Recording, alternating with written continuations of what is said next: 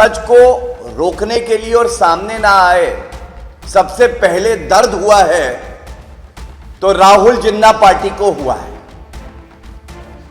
और यह कहना गलत नहीं होगा कि जिन्ना और राहुल, इनकी सोच एक जैसी और एक दूसरे का पर्याय ये बन चुके हैं। हम सब जानते हैं, धर्म के आधार पर अखंड भारत को बांटा गया और उसके बाद जो जहरीली सोच जिन्ना की थी, आज एक खबर आ रही है कि एनसीईआरटी ने जो टेक्स्ट बुक्स हैं उसमें एक बदलाव किया है और बदलाव करके जो विभाजन का कटु सत्य है उसको सम्मिलित किया है अध्ययन के लिए। इस सच को रोकने के लिए और सामने ना आए, सबसे पहले दर्द हुआ है तो राहुल जिन्ना पार्टी को हुआ है। और यह कहना गलत नहीं होगा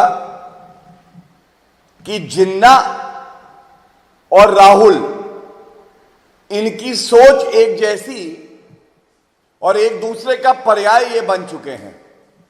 हम सब जानते हैं, धर्म के आधार पर अखंड भारत को बांटा गया और उसके बाद जो जहरीली सोच जिन्ना की थी, तुष्टीकरण, सांप्रदायिक, वही सोच आज नकली गांधी, राहुल गांधी और कांग्रेस पार्टी में दिखाई देती है। कांग्रेस पार्टी भी कहती है कि आरक्षण धर्म के आधार पर होना चाहिए, जो संविधान संगत नहीं है। यही बात जिन्ना कहते थे। ये भी जिन्ना कहते थे कि शरिया कानून होना चाहिए और भारत में हर नागरिक, भारतीय जनता पार्टी मानती है कि संविधान से देश चलता है, तो कांग्रेस पार्टी की सोच है कि शरिया कानून लागू होना चाहिए और शरिया कानून से देश चले, और यह तुष्टीकरण की राजनीति की वजह से है। जब विभाजन के बारे में एनसीईआरटी की किताबों में लिखा जाता है तो कांग्रेस पार्टी ध्यान कहीं और केंद्रित करना चाहती है, लेकिन उनसे यह जरूर पूछा जाएगा, तू इधर उधर की बात ना कर, तू इधर उधर की बात ना कर, ये बता कि विभाजन हुआ क्यों। तू ये बता कि ये फैसला किसको लेना था, कौन सी पार्टी थी, कौन से नेता थे जिन्होंने ये फैसला लिया कि विभाजन होगा। और मैं एक बात और कह दूं,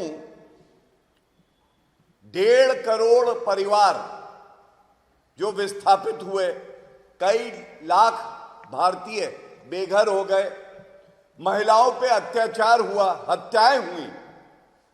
अगर ये खून बहा, अस्मिता को कुचला गया, तो ये केवल कांग्रेस पार्टी और जवाहरलाल नेहरू, इनकी गलतियों की वजह से।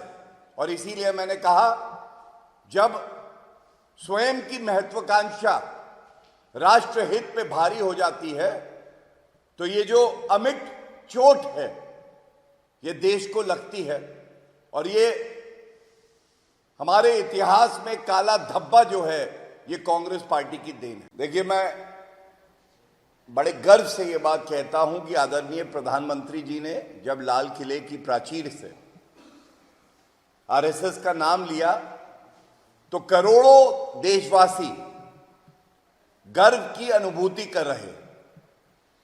लेकिन दुर्भाग्य की बात यह है, जो कांग्रेस पार्टी और राहुल गद्दार गांधी, नकली गांधी, आज आरएसएस पे सवाल उठा रहे हैं, उनको पढ़ना चाहिए इतिहास।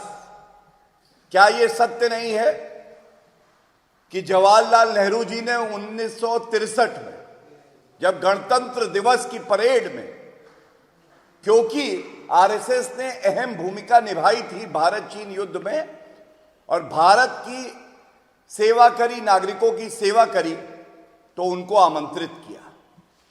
और जो आरएसएस के पैरों की धूल के बराबर भी नहीं है, जिन्होंने हमेशा भारत से गद्दारी करी है, नकली गांधी ने, वो आज एक देशभक्त जिनका मकसद भारत की विरासत को संभाल के रखना है, भारत को मजबूत करना है, उस पर सवाल उठा रहे हैं। तो इनके सवाल उठाने का कोई औचित्य ही नहीं बनता है, मैं यही कहूंगा।